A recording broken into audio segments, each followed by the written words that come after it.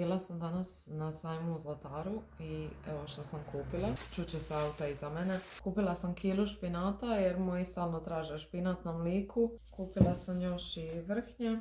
Baš sam sretna što sam napokon u utorak dobila slobodan dan da mogu otići u Zlatar. Nisam bila od 10. mjeseca, ja mislim. Ide kamion i kolona auta. Uglavnom kupila sam cijeli kolut ovog ljutog sira jer sam ga se toliko zaželjela, a i susjede su naručile svoje sireve jer one rade ovaj utorak. Ode kapula. Kupila sam još i korijen peršina, celer, tonu mrkve i onda sam teti htjela pustiti bakšiš pa mi je nagurala i češnjak. Ovo mi je ostalo od prije.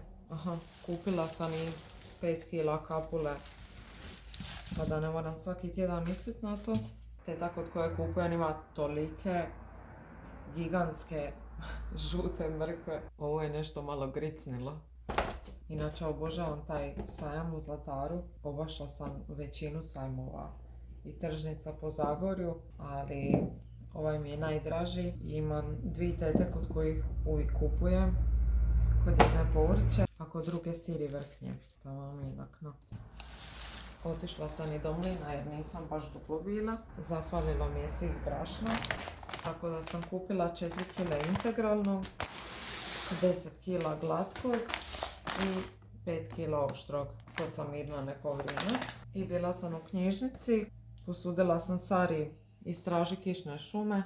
Jel ovo sad vama naopako? Uglavnom sa prozorčićima. Obožava prozorčiće. Papir za modeliranje. Ručni radovi za djecu. Da vidimo šta je to. I zašto neka slikovnica koja je oduševila svijet. Pa ćemo video će oduševiti Saru. I to je to. Idem kuvat za iduća 2 dana.